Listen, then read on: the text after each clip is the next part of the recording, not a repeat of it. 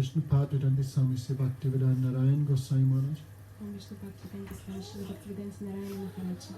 All our Rupanu Guru Varga, all devotees, thank you for coming. Okay, so no survivors. Okay, so last night we did talk the process of sadhana bhakti, the process of devotion. Прошлым вечером мы немного обсуждали процесс садхана бхакти, процесс преданности. The glories of sadhu sanga. Слава саду санги. What is sadhu sanga? Что такое саду санга? Это общение с возвышенным, со Громко, святыми. громко, I cannot Это общение со святыми. Всем Louder. слышно?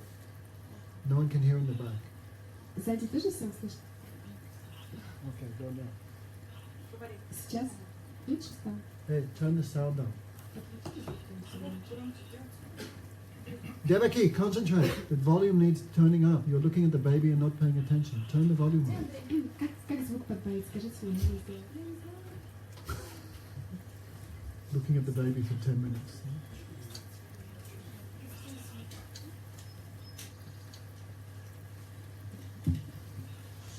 Haribo, Gopikas, please.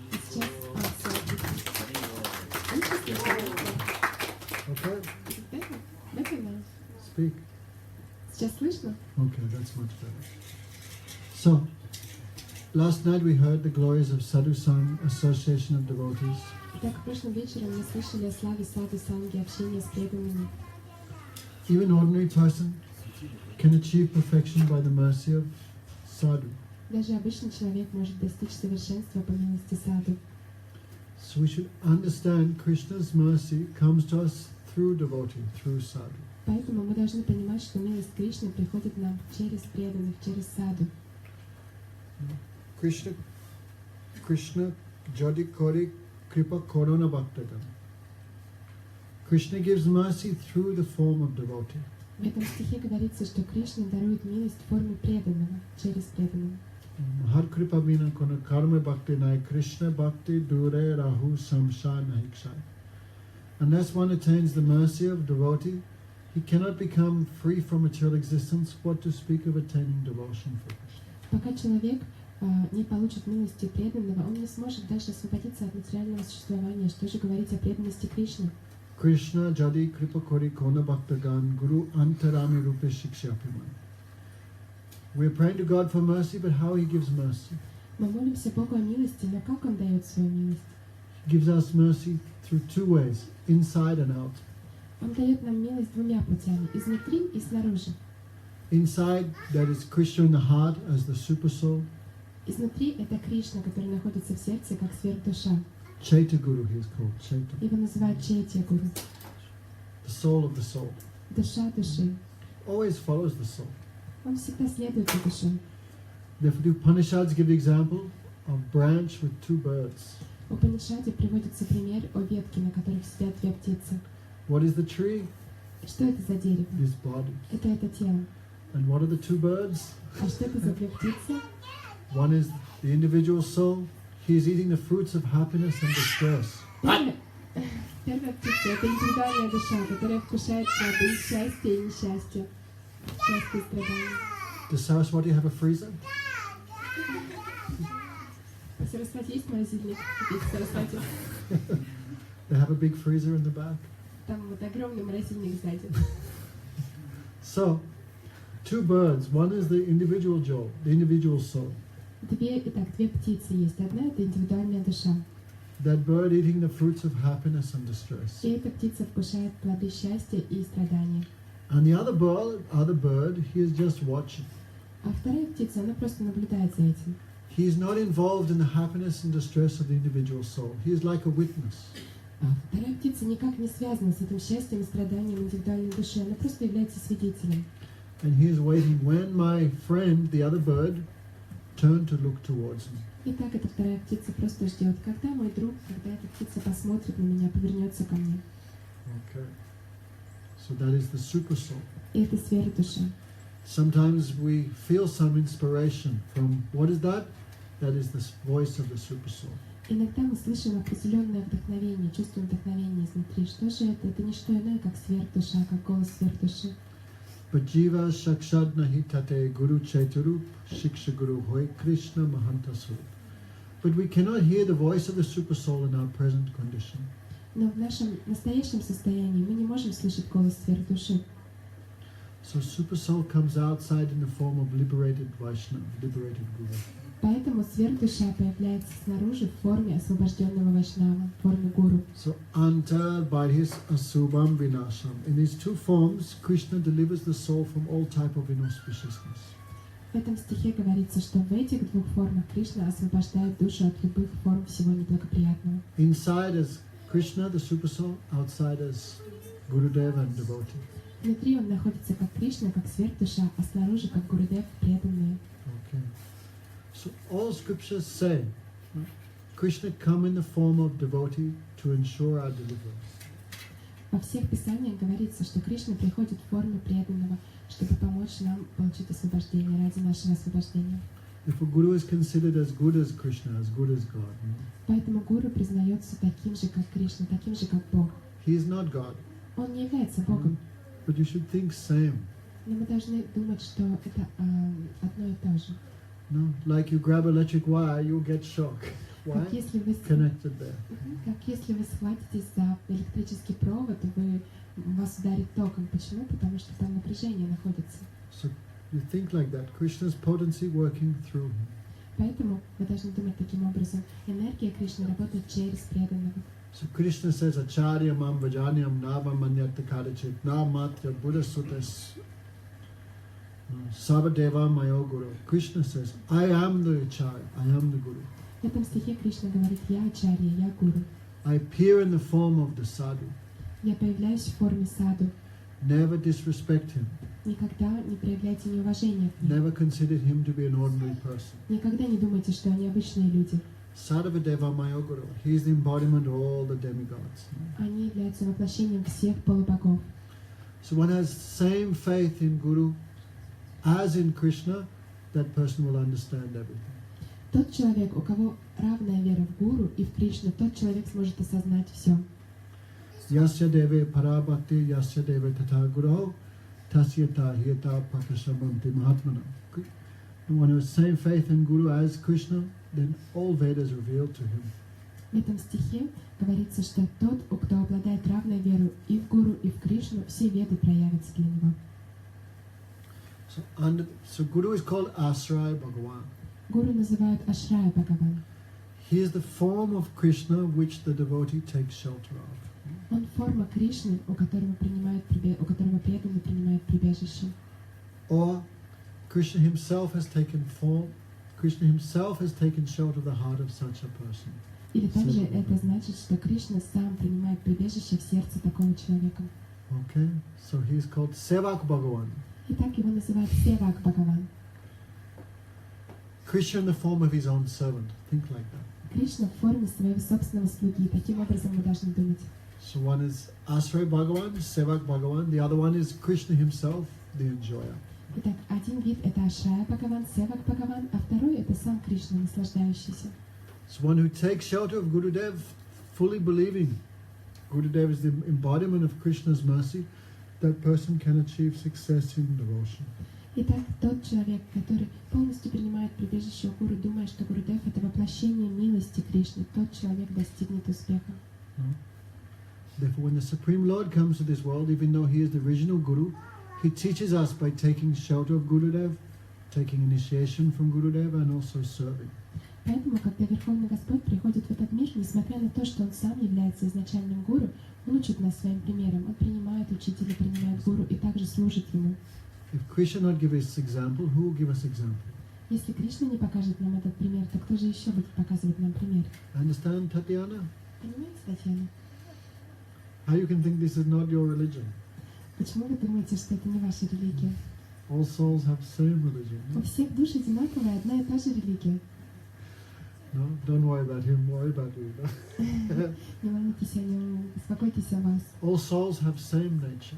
У всех душ одинаковая природа. God not making different types of souls. Бог не создал разные виды душ. Like sparks from a fire, all have the same nature as the fire, but to a small degree. Как все искры, вылетающие из костра, они все обладают одинаковой природой, такой же, как огонь, как костер, но они намного меньше его. Okay? Understand? Понимаете? So Gurudev is ideal servant. И Гурудев является его идеальным слугой. Therefore he gives that to disciples. No, that is all. Поэтому эти же качества он передает ученику. Guru is not the enjoyer of the facilities or devotion of the disciples. Гуру — это не тот, кто наслаждается всеми возможностями, какие предлагают ученики. So he is a servant. Он слуга, вы знаете. What relation one servant has to another servant? Какое отношение у одного слуги к другому слуге? That is only service. Это только... Какая связь между ними? Это только служение. So Guru himself engages the disciples also in the service of Krishna. Поэтому гуру и себя занимает служением, также своих учеников он занимает служением Кришне. Okay. So one should serve with full faith. Итак, человек должен служить с полной верой. One who does so, especially one who follows the order of Guru, that person can achieve success very easily. Тот, кто делает так, в особенности тот, кто следует наставлениям гуру, такой человек очень быстро и просто достигает успеха.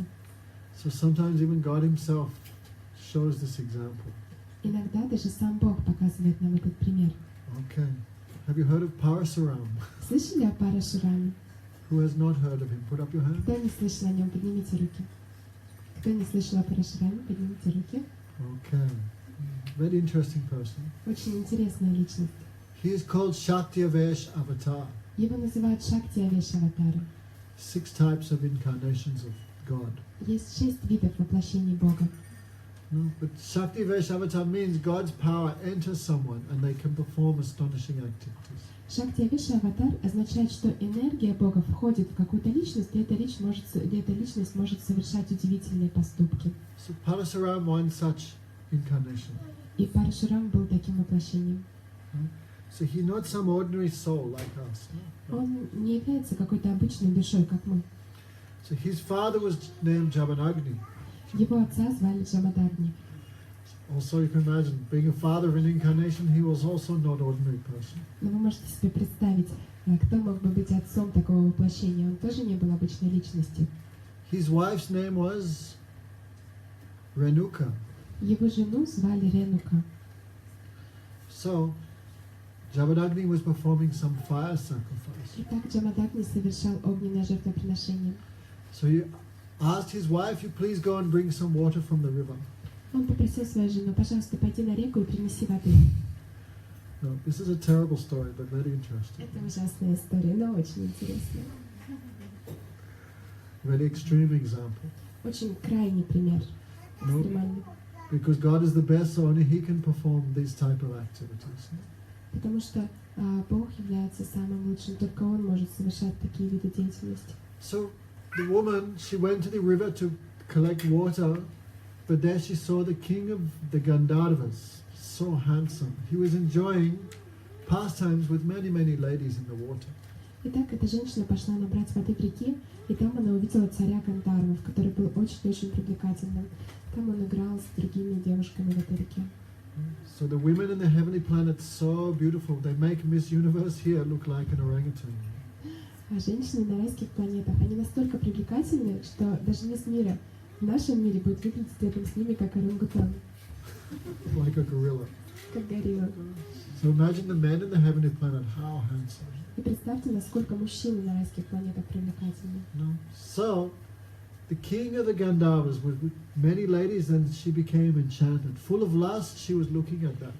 Итак, она увидела царя Гандхарва в сопровождении многих девушек, и она была просто очарована. Наполнившись вожделением, она смотрела на них. She forgot everything. Она забыла обо всем. Many hours passed, she just absorbed in looking. Много часов уже прошло, а она была погружена в созерцание. Then, oh no, I'm late, she came back. И затем она поняла, что она опоздала, и она вернулась. Her husband was very angry. Ее муж был очень зол. Unchaste woman, I know you are thinking of another man. Нецеломудренная женщина, я знаю, ты думала о другом мужчине. So he had 4 sons. И у них было 4 сыновей. Disciple is one who follows the discipline of the Guru. Ученик — это тот, кто следует наставлениям, тот, кто следует учению гуру. Right? No use taking initiation and having a drink for next week. That is useless. Если вы получили посвящение, уже на следующую неделю пьете, то в чем же польза? Follows the instruction of Guru, that person is called disciple. Тот, кто следует учению гуру, такого человека называют учеником.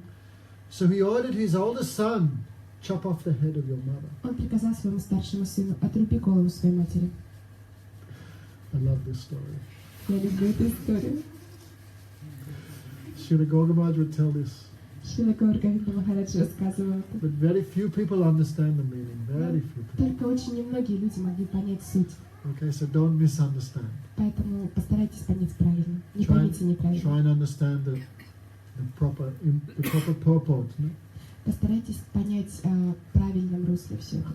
Don't look at externals, you look at the Не internal. смотрите на внешнюю сторону истории, смотрите вовнутрь. Chop off the head of your mother.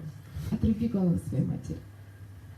The oldest son was, excuse me. И старший сын был так, не понял. What? How can I chop off the head of my mother? Что, как я могу отрубить голову своей собственной матери? That is great sinful activity. I cannot. Это великий грех, я не могу сделать этого.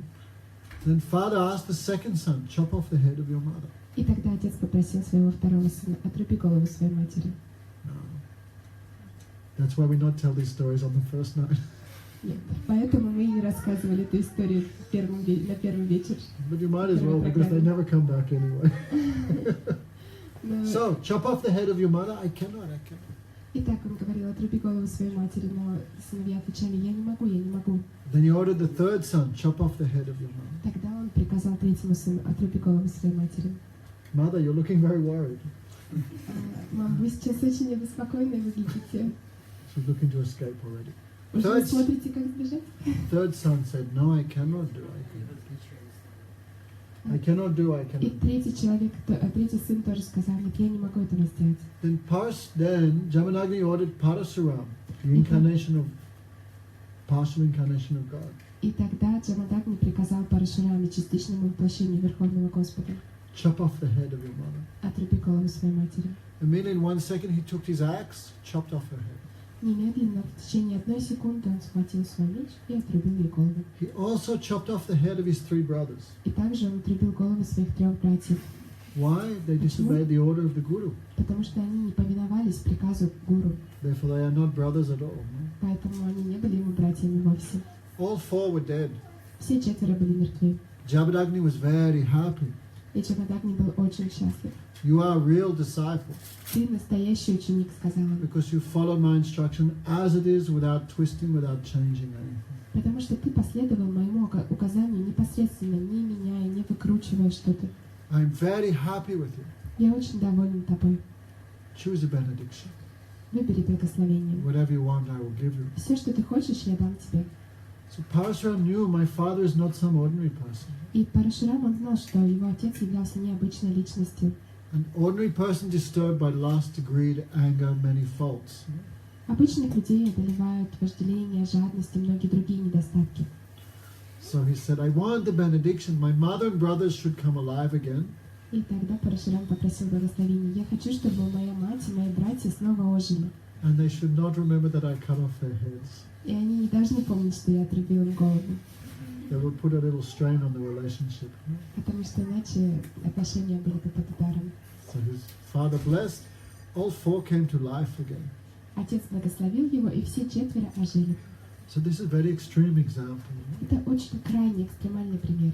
But if Guru really is qualified, his instruction you should never disobey. Но если гуру на самом деле квалифицирован, вы никогда не должны не повиноваться его указаниям. Because in his instruction is always benefit for you and for the whole world. Потому что в его указаниях всегда содержится польза для вас и для всего мира.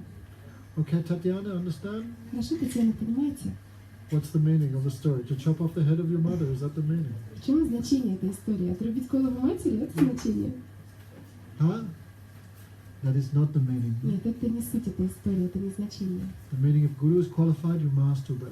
Суть этой истории в том, что если гуру квалифицирован, то мы должны следовать тому, что он говорит. But he has to be qualified. Но он должен быть обязательно квалифицированным.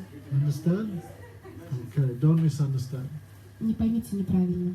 So, spiritual life is based on this principle. И духовная жизнь, она основывается на этом принципе. If Guru is qualified, I must follow his example. I must follow his instructions. Если гуру квалифицирован, я должен следовать его наставлениям. Of course, if Guru is unqualified and gives some improper instruction, that time not necessary to follow. Конечно, если гуру не квалифицирован и дает какие-то неправильные наставления, в таком случае не нужно следовать. And we see examples of that also. И такие примеры мы тоже можем видеть. If Guru is qualified, what he says, eyes closed, you just do, you get good result. Если гуру квалифицирован, то просто с закрытыми глазами вы можете делать то, что он говорит, и вы получите хороший результат. And spiritual master who is unqualified out of greed or envy gives some instruction, that time no need to follow at all.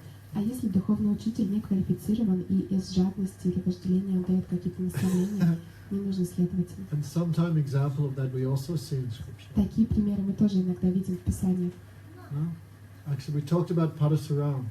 Например, мы говорили о Парашураме. So this story also involves him, another story. Есть также другая история, связанная с ним.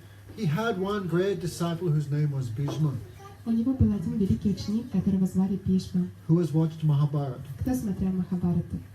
No? Mahabharata. No. So much fame. Pretty much he's one of the main characters of Он Mahabharata. один из главных героев Махабхараты. Great learned devotee, greatly learned. Великий ученый, преданный. He is considered one of the 12 gurus of the Vedas, one of the 12 Mahajans. Он считается одним из 12 гуру Вед, одним из 12 Махаджан. So Mahabharata is a long story, but I'll make it short. Махабхарата — это, конечно, длинная история, но я расскажу вкратце. So, Bhishma's father was named Santanu, Итак, отца Бхишмы звали Шантану, very powerful. очень могущественный. So, who was his first wife? So long I have not read Mahabharata. Уже долго не читал Махабхарату. His first wife was the river Ganga. Его первой женой была река Ганга. Now, when he went for a walk on the river Ganga, he saw this most attractive woman. When he went for a walk on the Ganga, he saw a most attractive lady. Когда он отправился на прогулку на Гангу, он увидел самую наиболее привлекательную девушку. So he requested, please, you marry me. И он попросил ее, пожалуйста, выйди замуж за меня.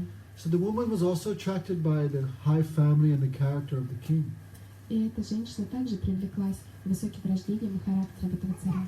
So she said, I will marry you on one condition. You have to promise, no matter what I do, you never become upset with me. И эта женщина сказала, хорошо, я буду за тебя замуж, но только с одним условием. Что бы я ни сделала, ты никогда не будешь огорчен мной. So Santanu Никогда Maharaj не будешь promised. огорчаться. He promised. Шантану Махарадж пообещал ей. They married. Они поженились, Child was born. родился ребенок. She threw the child in the river. И она выбросила ребенка в реку. King, but he remembered his promise. Царь, конечно, вот так отреагировал, но он помнил о Anyway, своем everyone hear these обещании. stories. Anyway, don't worry. So, second child was born, same. Third, fourth, fifth, sixth. The seventh child was about to be thrown. Santanu Maharaj could not tolerate. И так один за другим 6 детей рождались, и она всех их выбрасывала в реку. Но когда родился 7-й, Шантану Махарадж больше не мог молчать. You heartless woman, what you're doing, do not kill our son. Бессердечная женщина, что ты делаешь? Не убивай нашего сына. Then she smiled. King, you broke your promise. И тогда она улыбнулась и сказала, царь, ты нарушил свое обещание. Who am I? I am the river Ganga. Кто я? Я река Ганга. And who are these 7 children? А кто эти 7 детей? They were the Saptarishis, 7 saints. Они саптариши, 7 мудрецов. They'd been cursed to take human form. Они были прокляты родиться людьми. So actually Ganga Dev was giving mercy. As soon as they're born, throw them in the river, they can again go to the heavenly planet. So it's actually mercy. Поэтому в действительности это было ее милостью. Как только они рождались, она бросала их в реку, чтобы они могли снова отправиться на райские планеты. То есть она делала это из милости. So the 7th child was saved. His name was Bhishma. Итак, 7-й ребенок был спасен, и его звали Бхишма. Practically speaking, he was like a mortal. Practically. Он был практически бессмертным. He could only die when he desired to die. Он мог умереть только тогда, когда сам пожелает умереть. So now Santanu Maharaj had son but no wife. Итак, сейчас у Шантану Махарадж остался сын, но больше нет жены. So one day he was walking again on the river. He met another woman. И однажды он снова гулял до реки и встретил другую женщину. Her name was Padmaganda. Ее звали Падмаганда. She smelled like a lotus. Она, ее аромат от ее тела исходил подобный аромат лотосу. Her other name was Satyavati. Также ее звали Сатьявати, это было ее другое Famous. имя. Everybody knows her. No? Все знают ее, она была The очень mother of известна. Vyasadeva. Она является матерью Вьясадевы. So the king was very enchanted. Царь был очарован. So, long story. Это длинная Never история. thought I'd tell all this tonight. Не думала, что буду все ее рассказывать сегодня I вечером. want to marry you. Я хочу жениться на тебе. Satyavati said you have to ask permission of my father. Кстати, я вот тебе сказала, ты должен спросить разрешение у моего отца. So the king went to her father. И царь отправился к ее отцу. The father said, you can marry my daughter only on one condition. Her son will be king.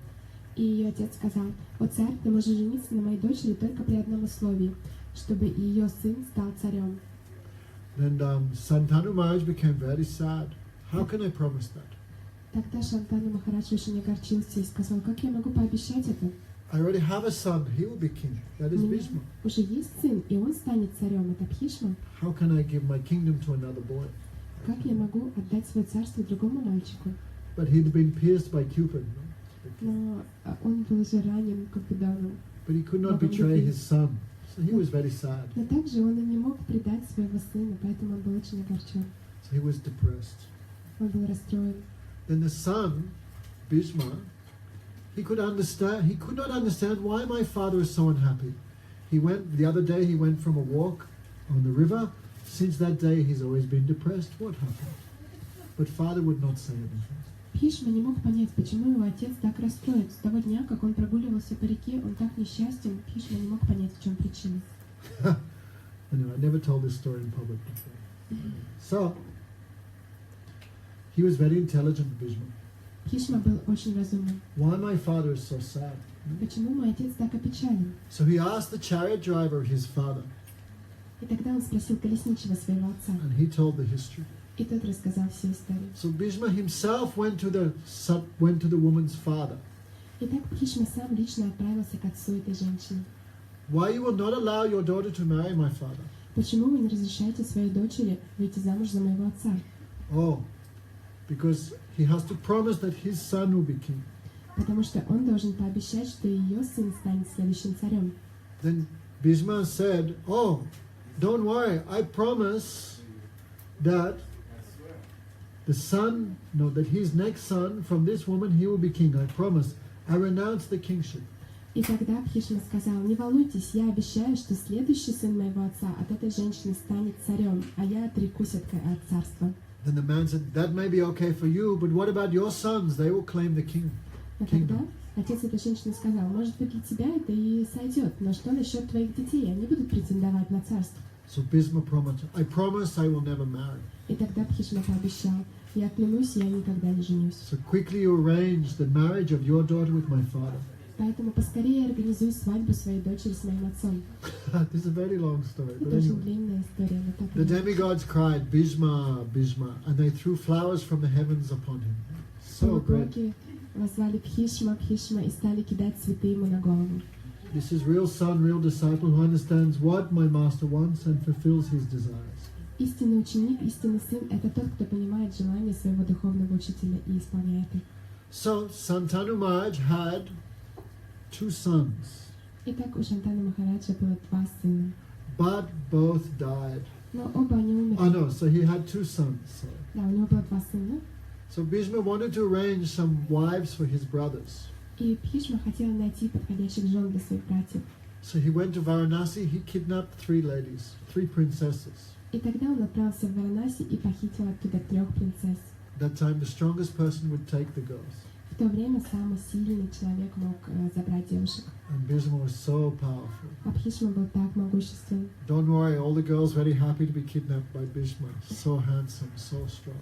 Не переживайте, все девушки были очень довольны тем, что Бхишма похитил их. Настолько он привлекательный, настолько сильный. They're the daughters of king, they do not want to marry any weak person. Like that. Дочери царя, они не хотят идти замуж за какого-то слабого человека. But girls very happy, believe me. И поверьте мне, девушки были очень довольны. So he took the 3 girls back to his father.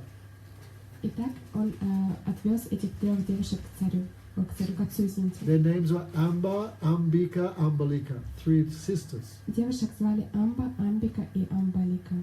No. So one girl said, actually I do not want to marry your brothers, I have fixed my heart on another man. И одна из девушек сказала: «На самом деле я не хочу выходить замуж за твоего брата. Я уже отдала свое сердце другому мужчине». So Bhishma released her. Oh, then you go and marry him. И Бхишма тогда отпустил ее: «Пожалуйста, иди, выходи за него What was her замуж». name? Как ее звали? Huh? Amba. Ее звали Амба. Amba went back to her, the man she wanted to marry. И Амба вернулась к тому мужчине, за которого она хотела выйти замуж. He said, "What? You think I want you? You've already been touched by another man? Get lost." А он сказал, что ты думаешь, я все еще хочу жениться на тебе, другой мужчина прикоснулся к тебе, поэтому убирайся отсюда. So she came back to Bhishma. И она вернулась обратно к Кришне. That man will not accept me. Этот мужчина не принимает меня. So you are the cause of all my problems, therefore you have to marry me. Ты являешься причиной всех моих страданий, поэтому ты должен жениться на мне, сказал он. Bhishma said, "That is impossible. I have taken a vow not to marry." Но Кришна сказал, это невозможно, я уже принял обет, что я никогда не женюсь. So Amba became very angry. И Амба очень разозлилась. She traveled around the whole world to find someone who would kill Она Bhishma. путешествовала по всему миру, найти кого-либо, кто сможет убить Бхишму. But everyone was too scared of Bhishma. No one was willing.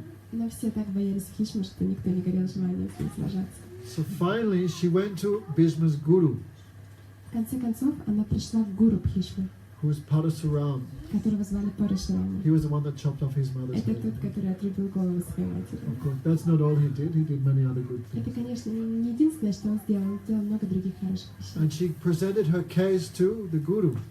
И она рассказала о своем вопросе его гуру. So Parasuram, he put on his weapons.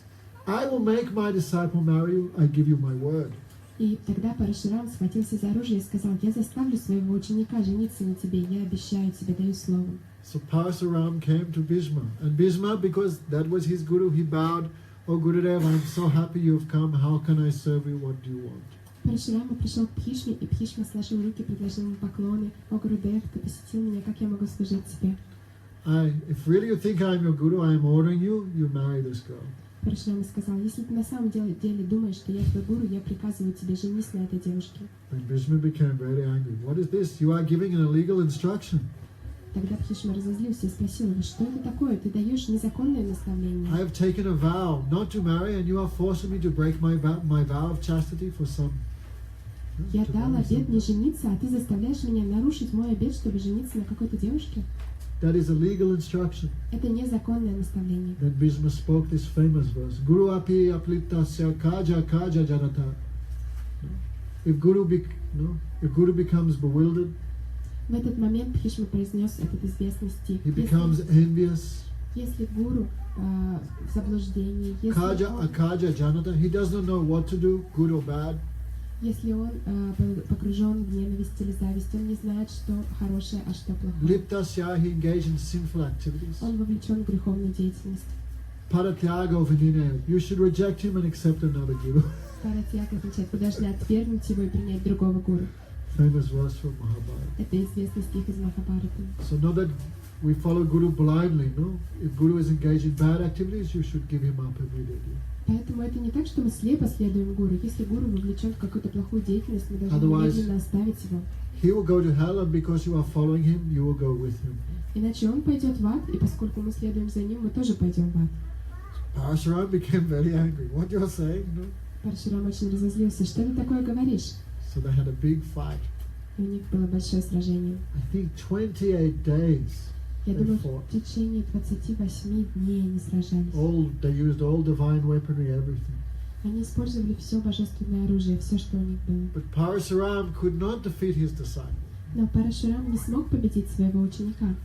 Inside Parashuram actually very satisfied by the behavior of Bhishma. Inside he was very happy. В действительности, внутри Парашурам был очень доволен поведением своего So ученика. Parashuram admitted defeat and he left.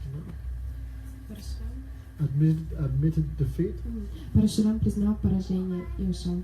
Means so much he gave glory to his own disciple. Означает такое почтение, так прославил он своего ученика, такое почтение выразил. What I'm saying, if Guru is qualified, you should follow. But if Guru is not qualified, that time no need to follow at all. No, you give him up. О чем я говорю, это о том, что если гуру квалифицирован, вы должны следовать, а если он не квалифицирован, то должны оставить его. Because such a person is not Guru, they are Kanguru. Потому что такой человек, он не гуру, он кенгуру.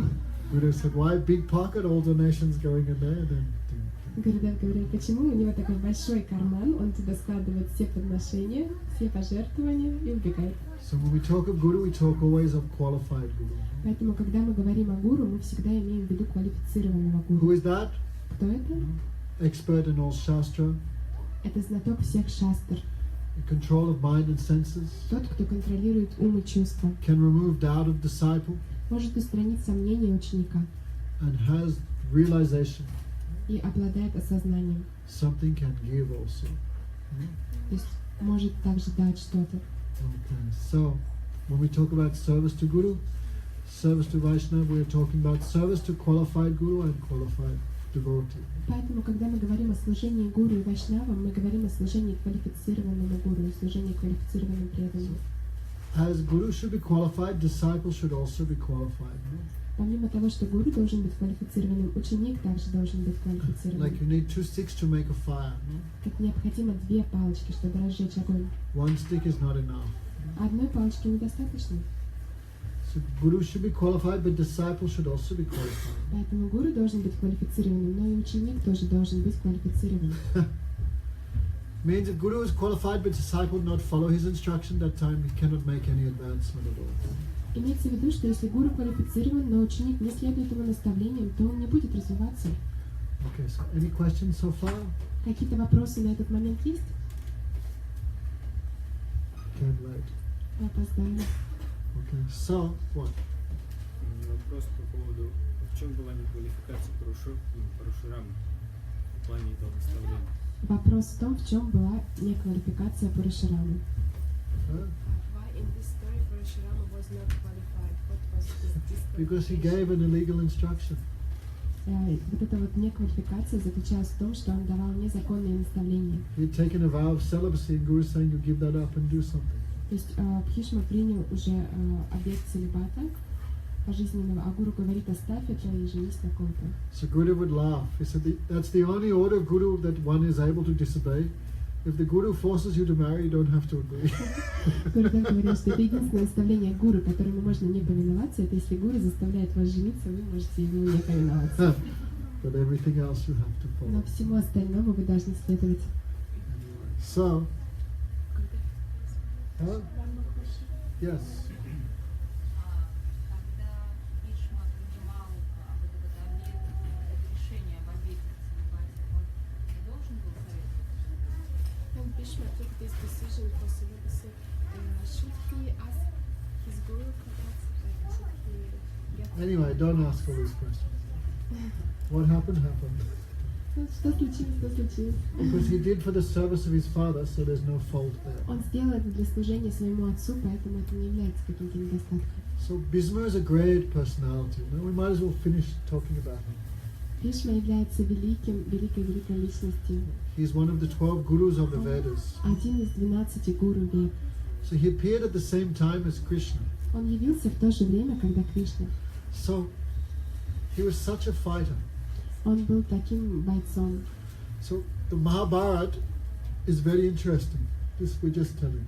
Махабхарата очень интересная, мы только что рассказывали. And the essence of Mahabharata is the Bhagavad Gita spoken by Krishna. А сутью Махабхарата является Бхагавад-гита, которую произнес Кришна. Two sets of cousin brothers. Two sets of brothers, cousin brothers. Там получается, две группы двоюродных братьев.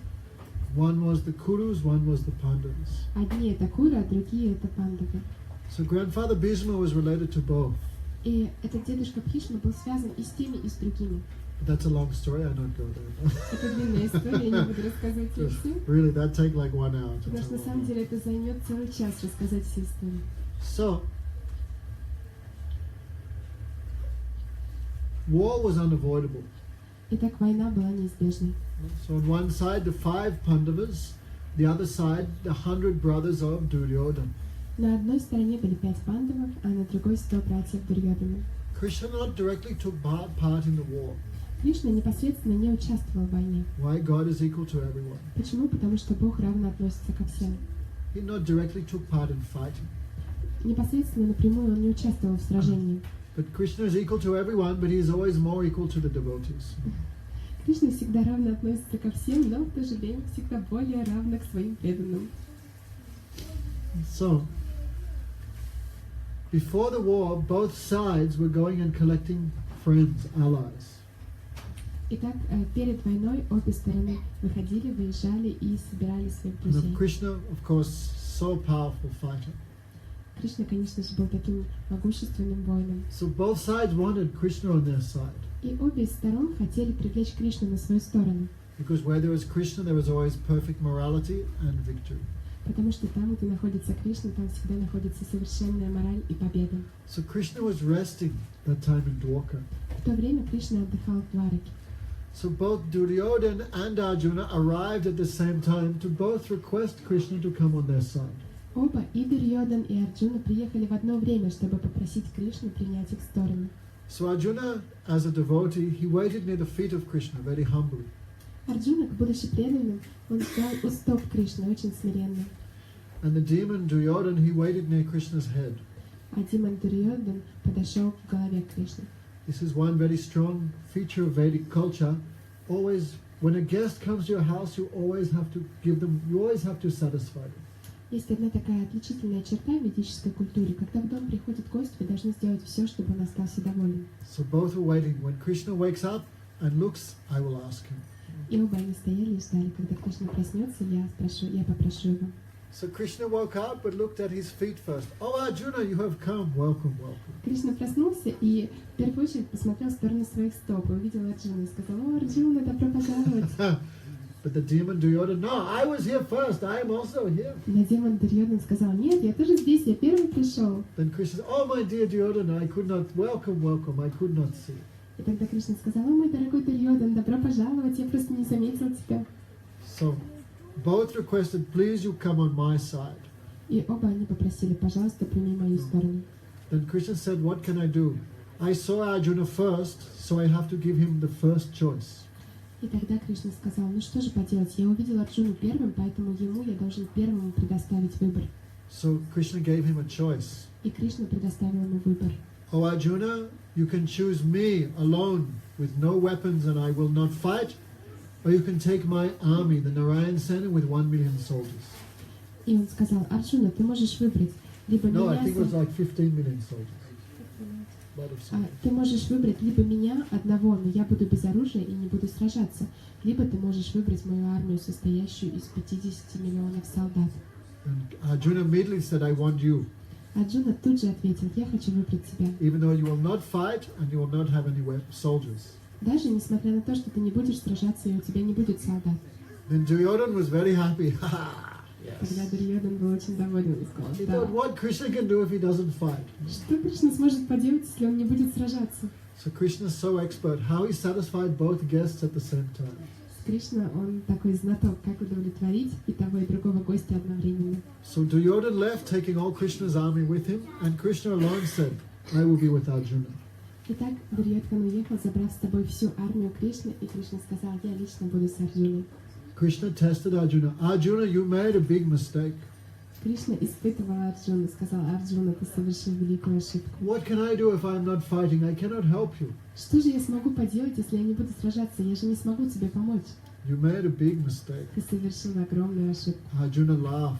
Арджуна засмеялся. Oh Krishna, where you are, there is always victory. Don't worry. «О, Кришна!» Арджуна сказал: «О, Кришна, там, где ты, там всегда победа, поэтому не волнуйся». So Arjuna requested, even though you will not fight, I have one request. You please drive my chariot. И Арджуна сказал: «Несмотря на то, что ты не будешь сражаться, у меня к тебе одна просьба. Пожалуйста, управляй моей колесницей». So also somehow Bhishma had become in charge of the other side. Также, так или иначе, Бхишма попал на другую сторону. Even though he was devotee of Krishna, still by unavoidable circumstances he had to fight on that side. Несмотря на то, что он был преданным Кришне, из-за неизбежных обстоятельств он был на другой стороне. And Krishna was on the other side, but not fighting the chariot driver of Arjuna. А Кришна был на противоположной стороне, но не сражался, он был колесничим Арджуны. So what is the Bhagavad Gita? I think all of you have heard of Bhagavad Gita, right? И что же такое Бхагавад-гита? Я думаю, вы все слышали о Бхагавад-гите. What is the opening? How does Bhagavad Gita begin? Как начинается Бхагавад-гита? Вступление. Arjuna has desire. Oh Krishna, Keshav, you take me in the middle of the battlefield. I want to see both armies. Who has come to fight? Арджуна говорит: «О Кешав, о Кришна, пожалуйста, отвези меня на середину поля сражения. Я хочу посмотреть на обе стороны». So Krishna driving his chariot. И Кришна ведет его колесницу. Is so much astonishing. Так удивительно. Krishna controls millions of universes just by his desire. Кришна контролирует миллионы вселенных просто с помощью своего желания. But now he is the servant of his own servant. Но сейчас он становится слугой своего собственного слуги. When Chaitanya Mahaprabhu went to South India, he saw one Brahmin. Когда Чайтанья Махапрабху отправился в Южную Индию, он увидел одного брамана. He was reading Bhagavad Gita, but everyone else was laughing at him Этот браман читал Бхагавад-гиту, но все вокруг смеялись над ним, because his pronunciation was very poor. He was not very educated. потому что он не был образован, и его произношение не было правильным. So Chaitanya Mahaprabhu asked him, "My dear brother, when you chant Bhagavad Gita, you are weeping so much. Tell me what catches your heart from this scripture." И тогда Чайтанья Махапрабху спросил его: «О мой дорогой брат, когда ты читаешь Бхагавад-гиту, ты так плачешь, подскажи мне, что так трогает твое сердце?» So that Brahmin said, "Murka ami sabdaat nahi jani, Veda Gita pore Guru agyamani." The Brahmin said, "Actually, I am very foolish. I am uneducated. I cannot understand Bhagavad Gita at all." И Браман ответил: «В действительности я такой глупец, я не образованный, я не могу понять Бхагавад-гиту. But Guru has ordered me to read, Но Гуру приказал мне читать ее, so I am reading." поэтому я читаю». Then Mahaprabhu said, "If you don't understand the meaning of the words, why are you crying?" Но тогда Махапрабху спросил: «Если ты не понимаешь значение слов, почему же ты плачешь?» When I open Bhagavad Gita, one scene comes in my heart. Leave closed. Когда закрытым оставьте, пожалуйста. Когда я открываю Бхагавад-гиту, одно чувство приходит в мое сердце, I одно see видение. who is Krishna, the supreme controller, Я вижу, кто такой Кришна. Он верховный контролирующий, the supreme personality. он верховная личность. No one is more worshipful than him. Нет никого более достойного поклонения, чем он. But he became like a taxista, taxi driver for his devotee Arjuna. Но он становится как водитель такси, как таксист для своего преданного Арджуна. This is very low position, no? Это очень низкое положение. But out of affection for his own devotee, Krishna accepting that position. Но из любви к своему собственному преданному Кришна принимает это положение. Then I think, how kind is Krishna? И в этот момент я думаю, как добр Кришна, как он милостив. When I think about that, I cry so much. Когда я думаю об этом, я так плачу. So Chaitanya Mahaprabhu said, "You are the guru of Bhagavad Gita, you know everything." И тогда Чайтанья Махапрабху сказал ему: «Ты гуру Бхагавад-гиты, ты все знаешь». So the fighting was going on like this. Итак, сражение продолжалось таким образом. How many times Krishna saved Arjuna by chariot driving? Сколько раз Кришна спасал Арджуну своим управлением колесницы. So, Bhishma was very unhappy by this. Итак, Бхишма был очень недоволен этим. Why? Because he's such a great fighter. Почему? Потому что он такой великий воин. And all these humans like insects. А все эти люди как насекомые. So he'd not feel happy in the war. Он не чувствовал себя счастливым в этом мире. He wanted to fight the strongest person. Он хотел сразиться с самым сильным. Who's the strongest person? А кто самый сильный? That is Krishna, Это of course, Кришна. God. Конечно, это Бог. But Krishna took a vow not to fight.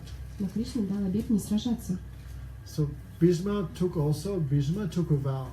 If I do not make Krishna fight, then I give up the name Bhishma. Тогда Бхишма тоже дал обет: если я не заставлю Кришну сражаться, то не зовут меня Бхишмой больше. I promise I will make Krishna fight. Я обещаю, что я заставлю Кришну взяться за оружие. And Krishna had promised I will not fight. А Кришна пообещал, что не будет сражаться. So this very extraordinary thing. Это очень необычная вещь, необычайная. So Bhishma knew Krishna's weakness. Итак, Бхишма знал слабость Кришны. God had no weakness. У Бога нет слабости, But only one, he so much loved his devotee. но только одна есть. Он так сильно любит своих преданных.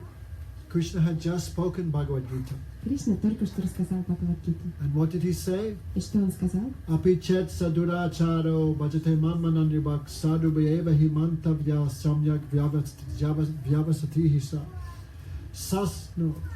sasvat bhakti sastratya sasvat shanti nirachate. Oh Arjuna, even if my devotee never falls, В этом стихе говорится: «О Арджуна, мои преданные никогда не никогда не падают. you should declare it boldly, my devotee is always victorious." Ты должен провозгласить, что мои преданные всегда одерживают победу». So Bhishma began fully attacking to Arjuna. Итак, Бхишма пустился в полную атаку, стал нападать на Арджуну.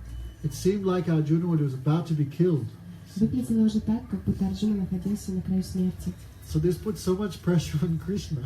И на Кришну это очень давило. Krishna had just spoken Bhagavad Gita. Кришна только что произнес Бхагавад-гиту. To who? To Arjuna. Кому? Арджуне. So imagine if Arjuna was killed. Представьте, если бы Арджуну убили. Who would listen to Bhagavad Gita? Кто бы слышал Бхагавад-гиту? Krishna said, give up everything, just come to me. Кришна сказал, оставь все и просто приди ко мне. What would everyone say? No, it's okay. Тогда бы все сказали, ну нет, ладно. Look what happened to Arjuna, your first disciple. Посмотрите, что случилось с Арджуной, с твоим первым учеником. So grandfather Bhishma was so intelligent. Поэтому дедушка Бхишма был очень разумен. So his full strength he was using against Всю свою силу он использовал Arjuna. против Арджуны. So Arjuna was about to be killed. Итак, Арджуна был уже на краю смерти. Also Arjuna was not fully fighting against grandfather Bhishma because this is his grandfather. Также Арджуна не мог сражаться в полную силу против Бхишмы, потому что тот был его дедушкой. So he so much loved Bhishma. Он так любил Бхишму. So he not had heart to fully fight against him. Поэтому он не чувствовал, что он может полностью, в полную силу сражаться против него. Because when Arjuna was small, he would climb onto grandfather Bhishma's lap and pull his beard. Father, father. Bhishma would say, I am not your father, I am your grandfather. Потому Like что, that. когда Арджуна был маленьким, он залазил на колени, Бхишма тянул его за бороду и говорил ему, папа, папа. А Бхишма говорил, нет, я не твой папа, я твой дедушка. And Arjuna was baby, then dirty, and he would make all grandfather's Bhishma's cloth, white cloth, little dirty. But Bhishma never became angry, always happy. И когда Арджуна делал так, будучи ребенком, он пачкал всю белую одежду Бхишмы в грязи, но дедушка Бхишма никогда не злился на него. That is why Arjuna was hesitating to fight, because he had so much affection for Bhishma. How I can kill him just for some, to become king? I have no desire for that. Это то, почему Арджуна не мог сражаться. Он чувствовал, как я могу сделать это по отношению к дедушке Бхишме. So Krishna became angry. И Кришна разозлился. Why? Angry at Arjuna, Arjuna is not fighting properly. Почему он был зол на Арджуну? Потому что Арджуна не сражался в полную силу. But more angry, Bhishma, why trying to kill my Но devotee? еще более он был зол на Бхишму. Почему? Потому что тот пытался убить его преданного. So Krishna became so angry. His eyes Krishna became red. так разозлился, его глаза покраснели. He was covered in dust from the battlefield. Он был покрыт пылью с поля сражения. But he looked even more attractive. Но он выглядел даже более привлекательным. Anything come on Krishna's body, his beauty becomes more. Когда что-либо попадает на тело Кришны, его красота еще увеличивается. From driving the horses, some perspiration was there. Поскольку он управлял лошадьми, выступил пот на его лице. So Krishna, so angry, he grabbed one chariot wheel and ran to kill Bhishma, like a lion goes to kill an old elephant. Кришна так разозлился, он схватил колесо от колесницы и побежал, чтобы убить Бхишму, как лев бросается на слона. So Arjuna so ashamed. Арджуна был так смущен, чувствовал стыд. Because of me, Krishna breaking his promise, because of me. Из-за меня Кришна нарушил свой обет, из-за меня. So Arjuna grabbed Krishna by the waist to stop him. Итак, Арджуна схватил Кришну за пояс, чтобы остановить его. But Arjuna so strong. Арджуна такой сильный. But Krishna pulled him 18 paces. Но Кришна протащил его за собой еще 18 And Krishna so angry. метров. И Кришна был так зол. Whole earth is shaking. When Krishna running, whole earth is shaking. Когда Кришна шел, содрогалась вся земля. So Krishna's cloth, that is Balaram, Krishna's cloth went onto the earth to maintain the earth. И тогда одежда Кришны, которая является проявлением Баларама, коснулась земли, чтобы удержать землю в равновесии. So when Bhishma saw that, Bhishma became so ecstatic. Когда Бхишма увидел это, его наполнил экстаз. Tears filled his eyes. Слезы потекли из его глаз. He not fighting anymore. Oh Krishna, you killed me, you killed me. Он перестал сражаться и сказал: «О, Кришна, убей меня, убей меня. I'm old, tired. Я стар, я устал. I'm tired of this war. Я устал от этой войны». So to be killed by Krishna, how much high perfection. Быть убитым Кришной, насколько это возвышенное совершенство. Okay, Tatiana, what will you think of when you die? Татьяна, о чем вы будете думать, когда вы будете умирать? Huh? О чем бы вы подумали? About God. Really? Правда? You're in the lecture, you're not thinking about him. How are you going to think of him at the time of death? Даже здесь на лекции вы о нем не думаете. Как же вы будете думать о нем в момент смерти? Anyway, so someone die seeing Krishna face to face, how much fortunate. Но так или иначе, если кто-то умирает и видит Кришну лицом к лицу, насколько он удачлив. Okay, Krishna Mohini, keep in touch, okay? Кришна Махини, оставайтесь на связи, хорошо? come on January 15th. You'll come? 15 января придете? Brindavan. Во Вриндаван приедете? Yes. Keep in touch. We already put your name on the list, don't worry. Вы уже в списке, поэтому не переживайте.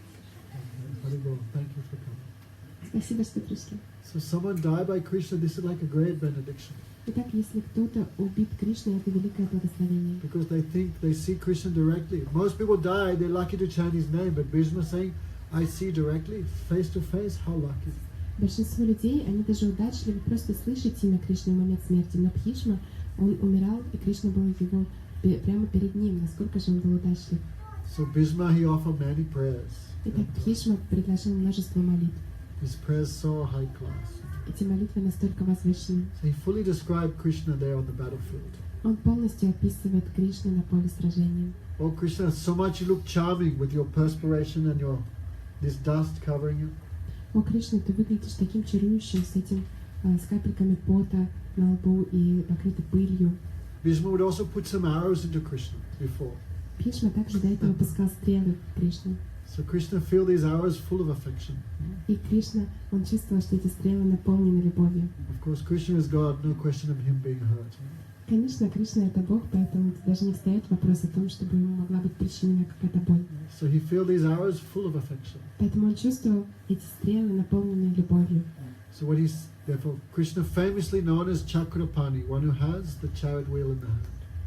Поэтому Кришна в особенности известен как Чакрапани, тот, кто держит колесо колесницы в своей Oh руке. Krishna, how handsome you look on the battlefield. О, Кришна, насколько привлекательным ты выглядишь на поле сражения. Krishna, no matter what happened, always a little bit smiling. Very sweet. Кришна, не важно, что происходит, он всегда немножечко улыбается, очень So сладостно. his teeth like jasmine flowers, no? Его зубы, как цветы жасмина, So his nose like sesame flower.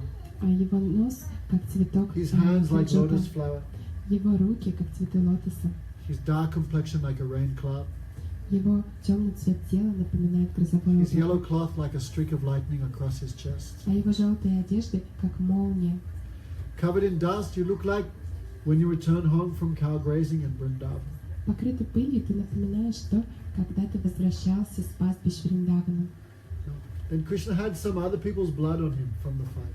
Также от сражения кровь других людей была на теле Кришны, брызги крови. So Bhishma so high class. Oh, this look like kumkum, no, from the bodies of your beloveds when they embrace you. А Бхишма был настолько возвышенный, он говорит, что эти капельки крови напоминают кум-кум на твоем теле, когда ты обнимаешь своих возлюбленных. Bhishma thinking even that thing in the battlefield. Бхишма даже об этом думает на поле сражения. So he was like this. Oh, quickly, quickly, finish me. И вот так вот он сказал: скорее, скорее убей меня. Then Krishna said, oh, then Bhishma said, you are so kind, your devotee.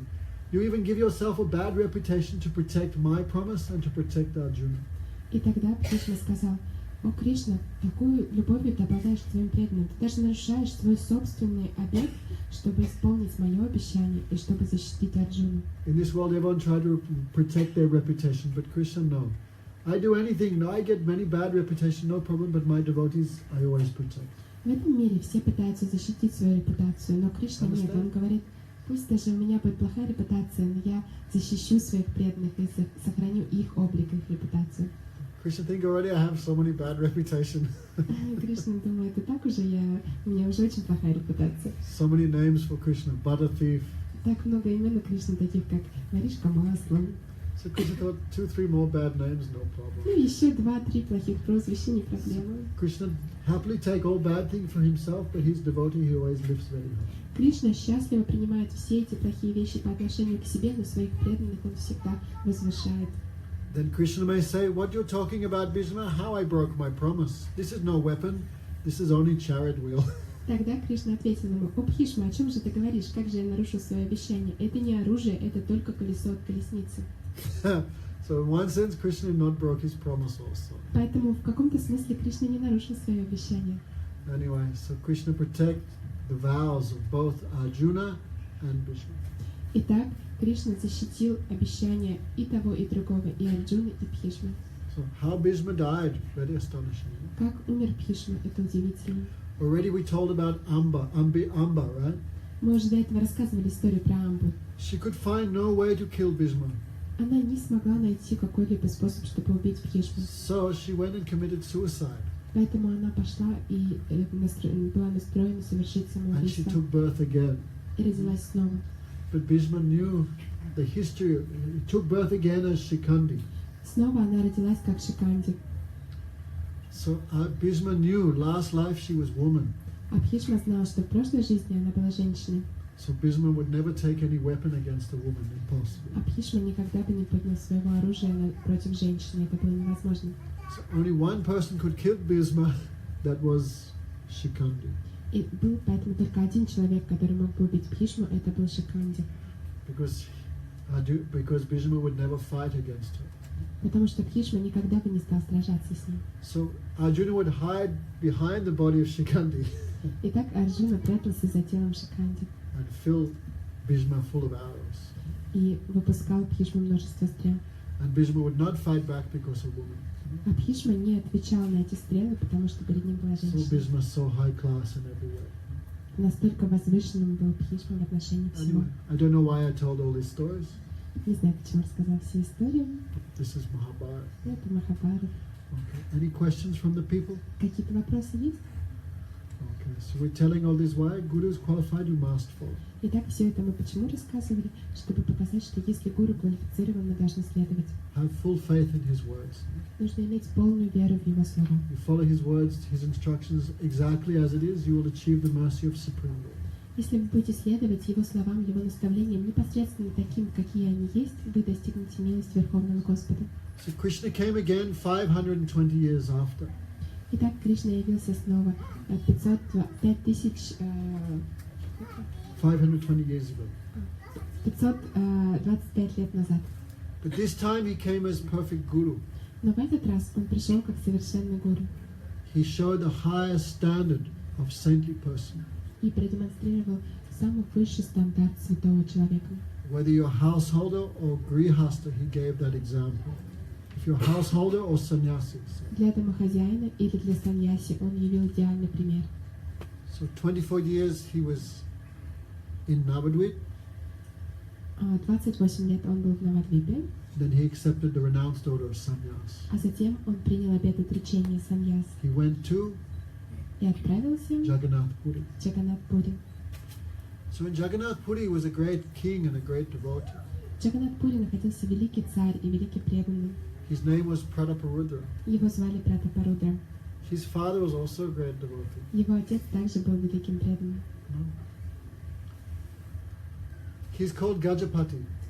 Его отца звали Гаджапати. Even today, the king of Jagannath Puri considered so high. Даже в наши дни царь Джаганнатхапури признается очень возвышенным.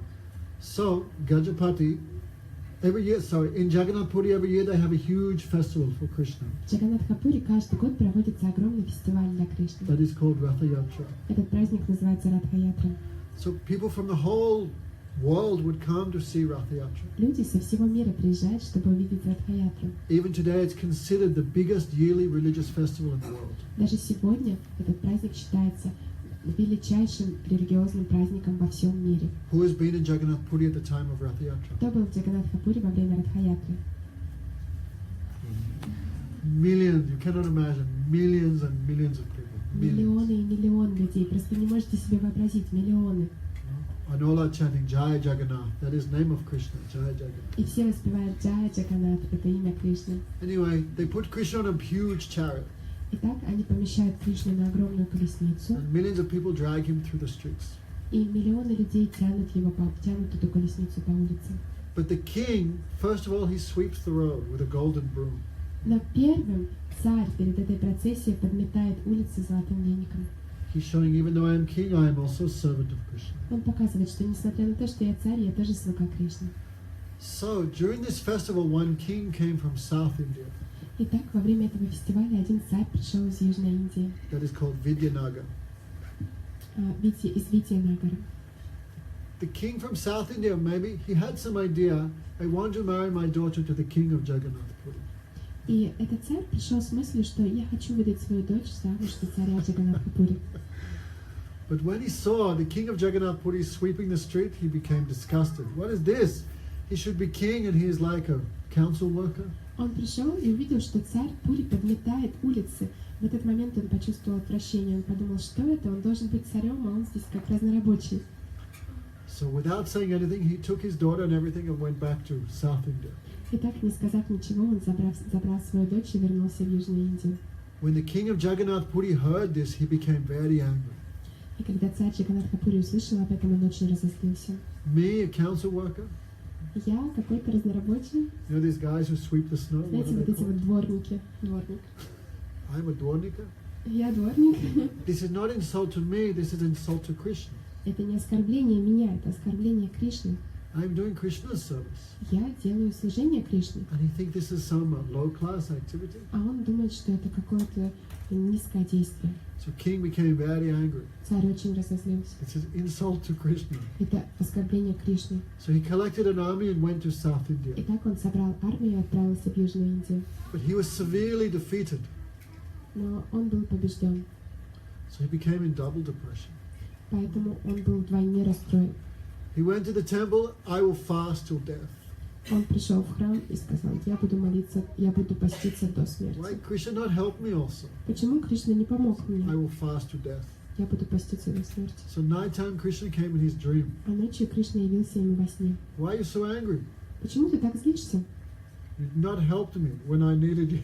I went to fight for you and you not help me at all. Потому что я злюсь, потому что я пошел сражаться для тебя, а ты мне вообще не помог. Then Krishna asked, did you ask my permission before?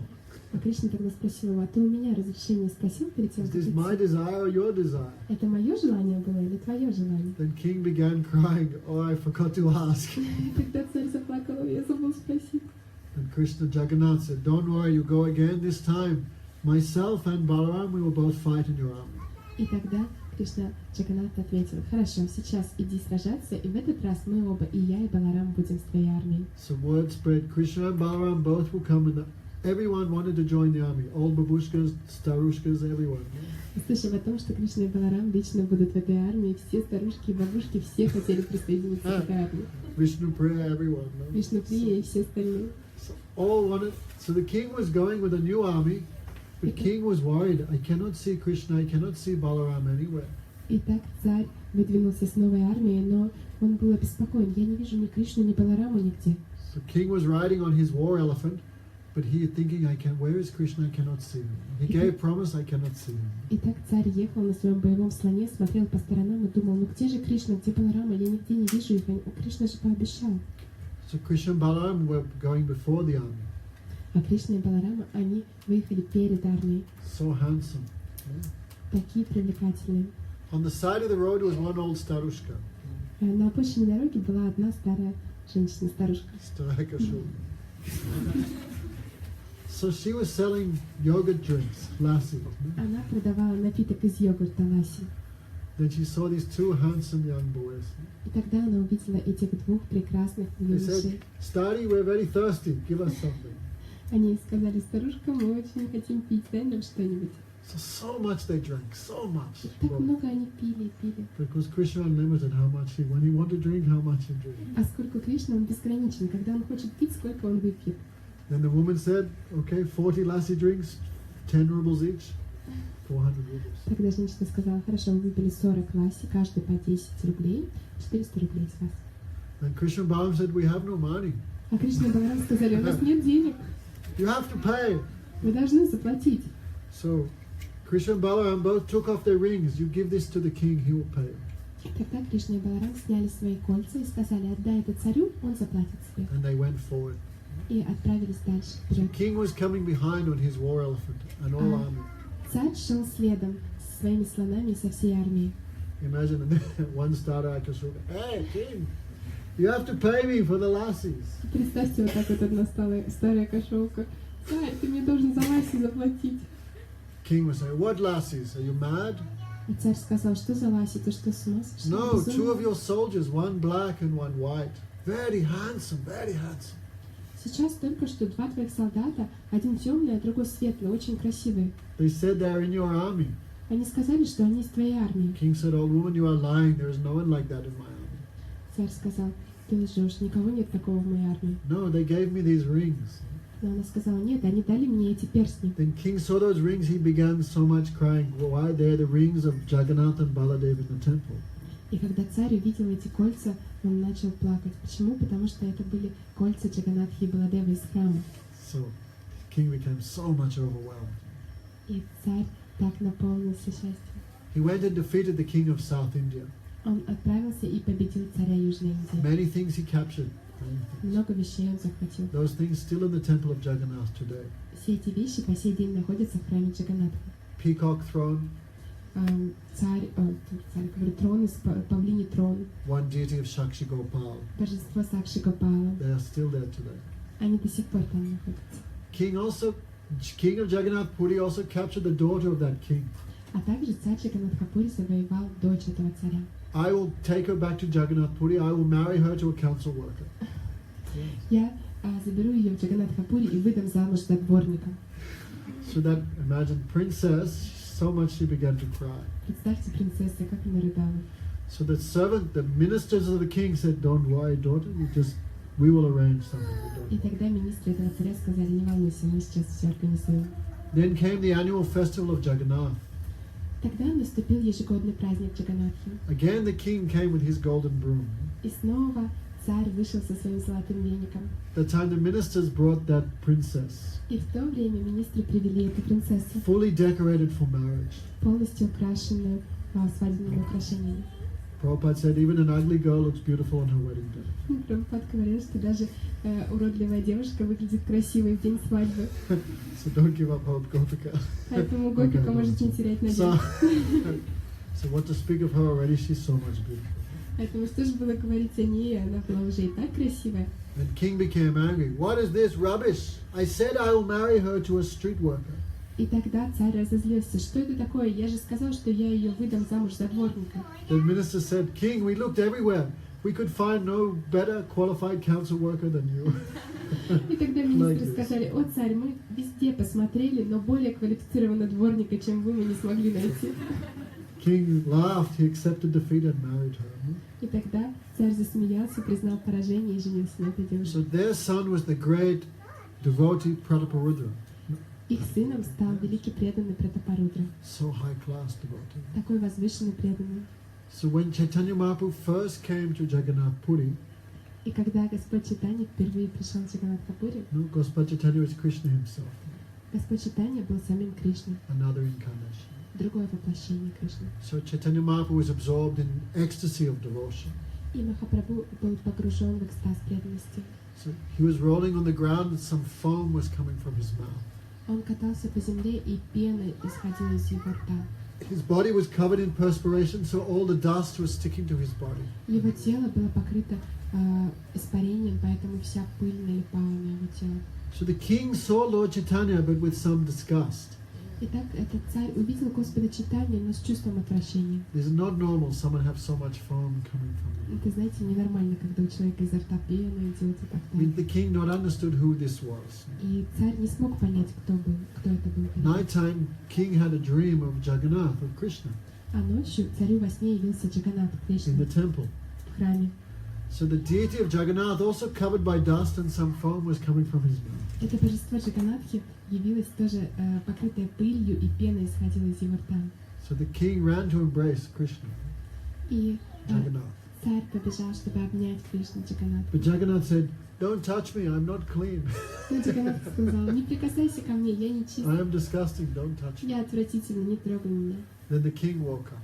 И тогда царь проснулся. Then king could understand, oh, this Jagannath and this Chaitanya Mahaprabhu, same person, same Krishna. Тогда царь понял, что Джаганнат и это Чайтанья Махапрабху — это одна и та же личность.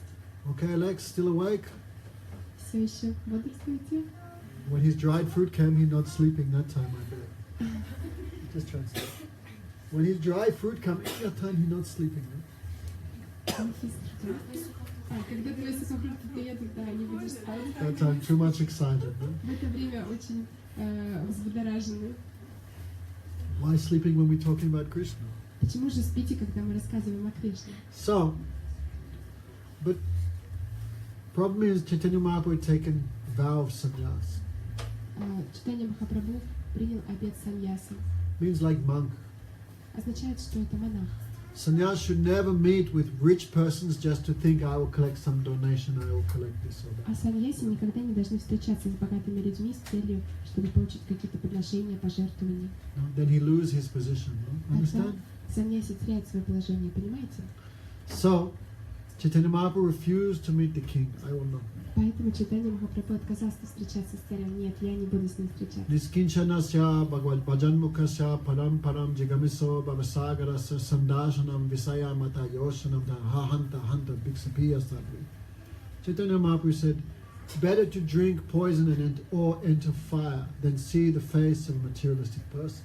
Чайтанья Махапрабху сказал в этом стихе: лучше войти в огонь или выпить яд, чем видеть лица материалистичных людей. Why? Fire and poison, you only lose one life. Почему? Потому что от огня или от яда вы теряете только эту жизнь.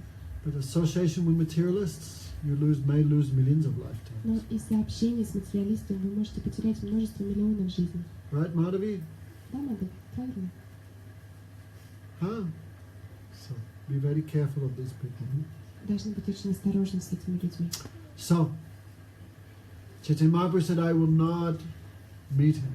Итак, Чайтанья Махапрабху сказал: я не буду встречаться с ним. If you say his name to me again, I will leave this city. Если еще раз ты произнесешь его имя при мне, я уйду отсюда. So king became super depressed. Итак, царь был просто супер расстроен. So king said, okay, I'll become a yogi. И тогда царь сказал: хорошо, я стану йоги, I'll become a bomj. я стану бомжом, I'll give up everything. я оставлю все это. Then I can meet freely with the Lord. Тогда я смогу свободно встретиться с Господом. Everyone heard this, everyone was shocked. Все, кто услышали это, были в шоке.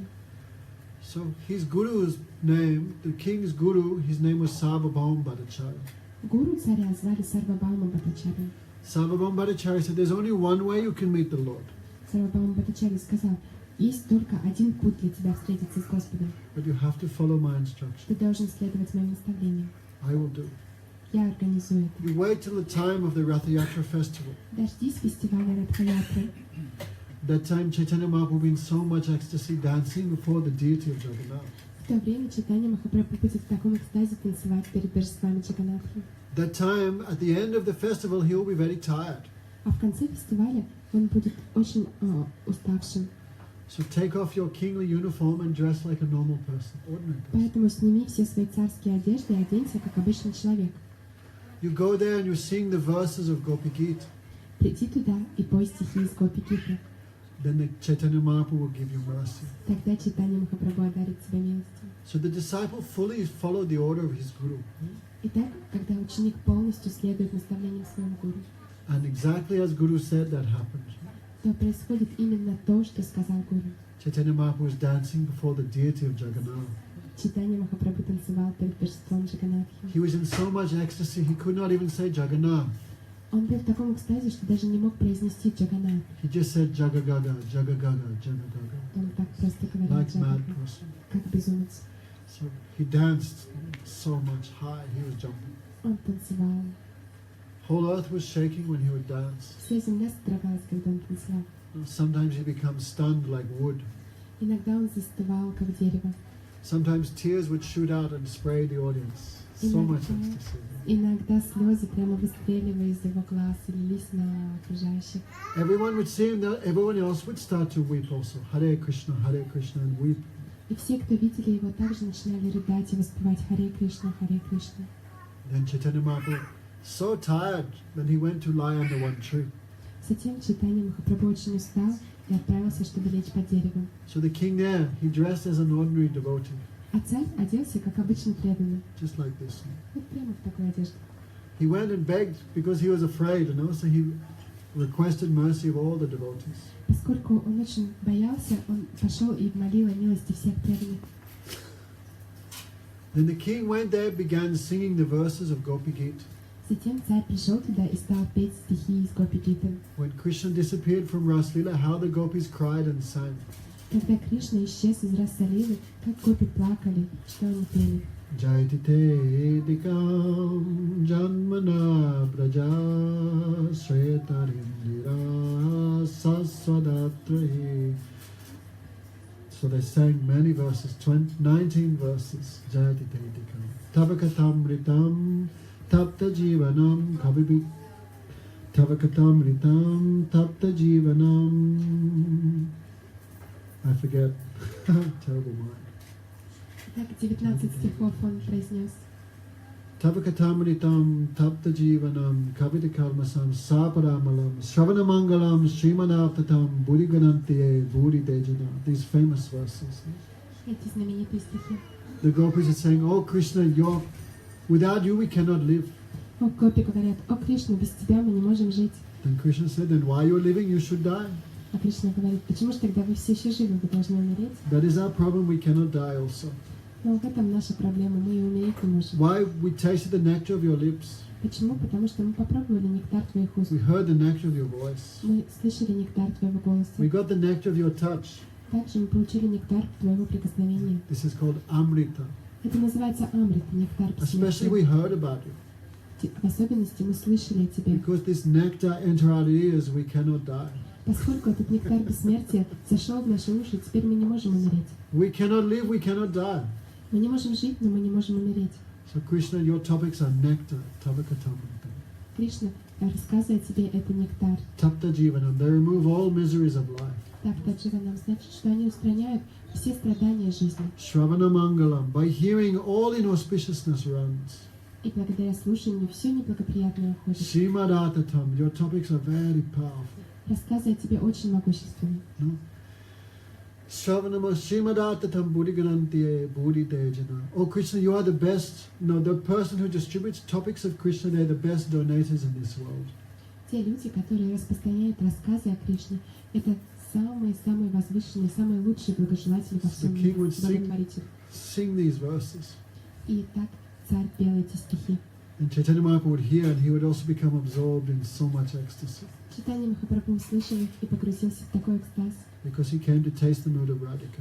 поскольку он пришел, чтобы испытать настроение Радхики. So when the king sang this verse, Buddhidejana, Buddhidejana, that means you are the best of donators. И когда царь пел эти стихи, вот эти слова, что ты лучший из жертвователей, из благотворителей. So Chaitanya Mahaprabhu sat up. Читание Махапрабху стал в этот момент. I cannot repay you. Я не могу отплатить тебе. You filled my ears with nectar. Ты наполнил мои уши нектаром. You gave me the jewel of remembrance of Krishna. Ты подарил мне драгоценность памятования о Кришне. So Buddhidejana, Buddhidejana. Again and again Mahaprabhu said, you are so kind, you are so merciful. Снова и снова Махапрабху говорил, ты так милостив, ты так I am добр. sannyasi. Я саньяси, I cannot repay you. я не могу отплатить тебе. All I can do is embrace you. Все, что я могу сделать, это обнять тебя. So Chaitanya Mahaprabhu, who is in Krishna, embraced the king. Итак, читание Махапрабху обнял царя. So even though the Lord had promised never to see the king, because the king followed the instructions of his guru, the impossible became possible. Даже несмотря на то, что читание Махапрабху пообещал никогда не встречаться с царем, поскольку царь в точности следовал наставлениям своего гуру, невозможное стало возможным. Understand, Tatyana? Понимаете, Татьяна? Okay, don't worry, we're not asking you to chop off your mother's head or kill anyone. Не волнуйтесь, мы не попросим вас отрубать голову своей матери или убивать кого-то. We're just asking you follow these simple instructions. Мы просто просим вас следовать этим простым наставлениям. These instructions of Krishna, who is the original guru. Это наставление Кришны, которое является изначальным гуру. Chant these names: Hare Krishna, Krishna Krishna, Hare Hare, Hare Ram, Ram Ram, Hare Hare. Whoever you meet, speak to them about Krishna. Испевайте эти имена, и кого бы вы ни встретили, рассказывайте им о Кришне. Okay. Especially sage who chants easily achieves all perfection. В особенности в этот век, когда вы воспеваете, вы с легкостью достигаете совершенства. Is it so hard, Tatyana? Это так тяжело, Татьяна? Remember Krishna. Помните о Кришне. Perform all your duties as a service to Him. Совершайте все свои обязанности как служение Ему. Okay, very simple thing. Хорошо, это очень простые вещи. This is the order of our Guru Parampara. Это указание нашей Гуру Парампары. So, anyway, thank you very much. 3 nights we were here. Так или иначе, спасибо вам большое. 3 вечера вы были здесь. Anything good you take with you. Что-то хорошее здесь заберите с собой. Anything you not understand, like chopping off your mother's head, you just leave here. А что-то такое, что вы не смогли понять, как, например, отрубание головы матери, все это оставьте здесь. But these good things, remember Krishna, chant His names. Но вот эти хорошие вещи, помните о Кришне, воспевайте Его имена. Then you won't come again to this world. И тогда вы больше не придете в этот мир. Okay, take some books. Возьмите какие-то книги. Where's Devaki? Many books we have. You take one, read, study. У нас много книг, возьмите их, почитайте. Try and become vegetarian. Постарайтесь стать вегетарианкой. Tatiana's vegetarian, right? Татьяна, вы вегетарианка? You feel good becoming vegetarian? Хорошо себя чувствуете, будучи вегетарианкой? Is it difficult? Это сложно для вас? Okay, so this is a very easy thing. Huh? Это очень простая вещь. What is Очень religion? легко. Kindness to everyone. Что Compassion for такое all. религия? Это доброта ко всем, сострадание ко всем. Sadhu sang nam kitane matra chai samsar janiti para rakona vasuna. Keep the association of saintly devotees and chant the holy names. That is the only two ways to cross the ocean of birth and death. В этом стихе говорится: продолжайте общаться со святыми и воспевать святое имя. Это единственный путь для пересечения океана рождения и смерти. Follow our Guru Parampara. No? Нужно следовать нашей Гуру Парампаре. All are giving same instructions. Все они дают одни и те же наставления. Those instructions not for their benefit, that is for our benefit. Они дают эти наставления не для своей пользы, но для нашей пользы. Okay, thank you very much. Спасибо вам большое. What's her name? Divya Shakti, sing something. Something Radhe Jaya Jaya Madhava Jaya Purnami. Huh? Okay.